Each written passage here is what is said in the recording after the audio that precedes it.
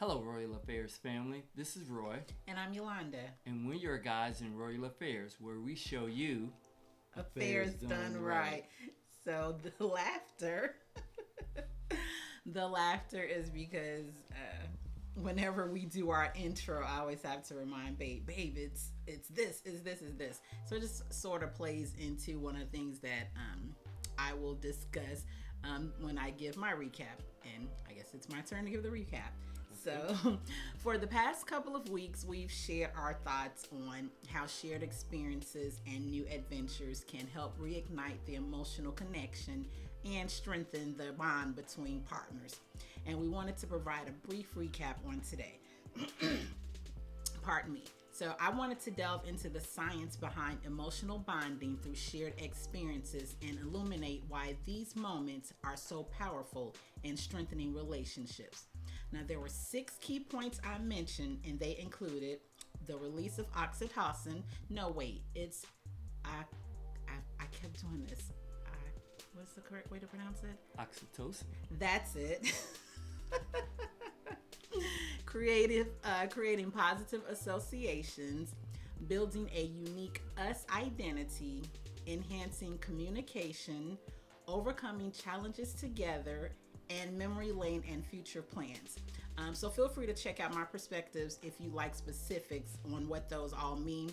However, in a nutshell, travel and adventure is not just about the fun and excitement, although that's definitely great. Right. It's about fostering deeper connections, building trust, and creating a resilient shared emotional foundation.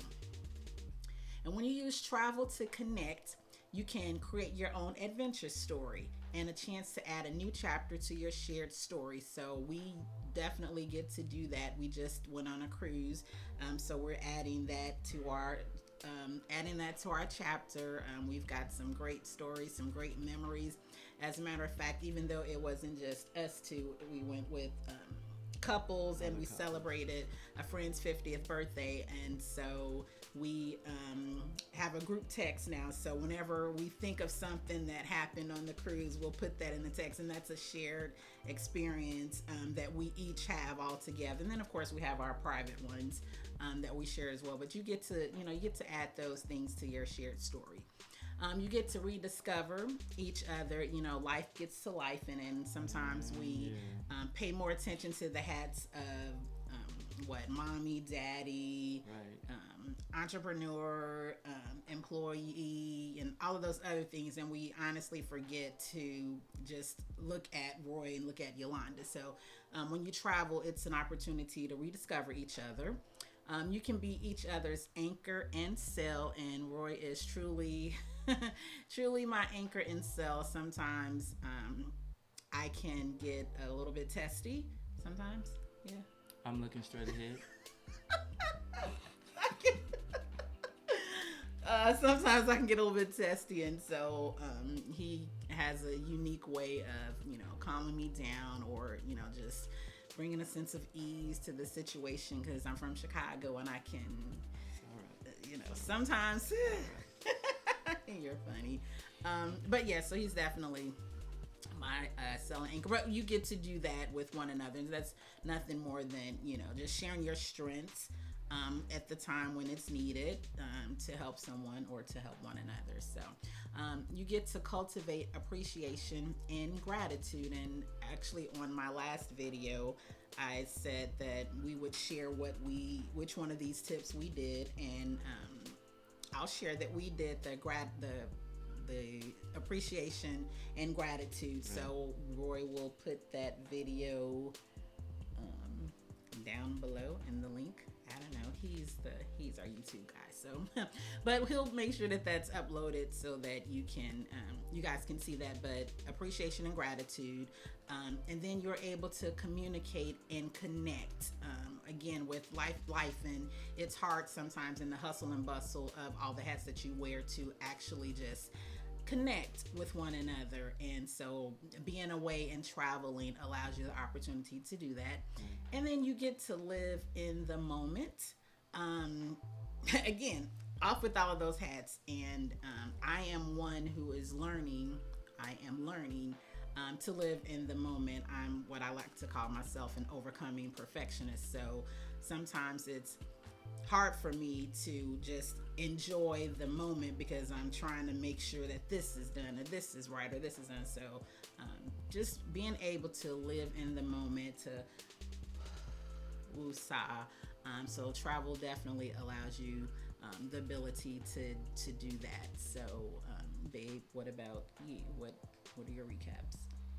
For shared experiences, I'll have 3 points that I want to kind of share with you guys. One is being open, being fully engaged, and the third piece is sharing in the wrap up. During my recap, I did tell the brothers, you gave up 100% of what you wanted to do 100% of the time when you quoted with 100% accuracy, I do. Enough said. So the latter part of that, I close with an analogy, a sports analogy that basically said, for your shared experiences with you and your boo, it's almost like preparing for game day. You go through the logistics, you go through the pre-game day situations and kind of how things are going to be set up, and both of you agree that this is something that's not totally antithetical to who you are as a person or as a couple, but you're willing to engage in it. So game day comes up, and so being open means that once you get into the huddle, the play is called, and it's a 4th and 1 situation or 1st and long after a penalty. Football. Whatever. Yes. Okay. Whatever the call is, you line up because you have one job, and that one job is to execute your part of the deal. And you go and you line up and you wait for the hut, let's go. The second part is fully engaging. So here in this particular instance, once the play is called, hut, if your job on that particular play is to be a decoy and to block while the other play is running on the other side of the field, that's your job to do. Doesn't matter that you wanted it to be a go route outside the numbers and overtime for the touchdown. You're fully engaged in that particular moment.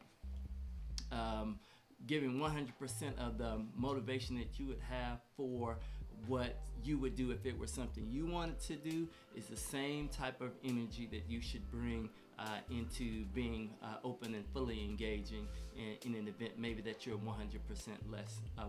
less than 100% motivated to do. Easy for me to say. That's good. Yep. The last point was a post-game wrap-up. So this is where you're doing the shared conversation afterwards. This is the post-game interview. When you show up to the mic, good, bad, ugly, or indifferent about how the results of the event came out, but you show up, you share the statistics, you share kind of what you liked and what you didn't like. And then after, that's the easy part. The other part is sharing how did this experience bring us closer together? What was your connection to how this was able to build some level of trust or aid in the transformation of you two as a couple together? So doing those 3 things, being open, being fully engaged, and doing the post-call wrap-up are 3 important things that I would like to offer when you're having these shared experiences and these new adventures. I like that. That's good, babe. Indeed. Okay, so we hope that this recap helped you, and be sure to check out the full videos of my perspective, Roy's perspective. Drop the link below. I don't know. Okay. Next week. What are we talking about next week? Next week. What are we talking about next week? What would you like to talk about? We're talking about how being away from everyday triggers is good when you're traveling. Well, travel allows you to be away from everyday triggers. So we'll be talking about that next week. Good deal. So if you like what you're hearing, be sure to go ahead and hit that like button. And in order to receive more notifications, be sure to hit the subscribe button so you can see our next and upcoming videos and you won't miss a thing. And drop some comments in the below based on what you're hearing. If there's something that maybe we missed or something that you'd like to share, be sure to do that as well. And until next time, Affairs done right. See you guys next time. See you next time.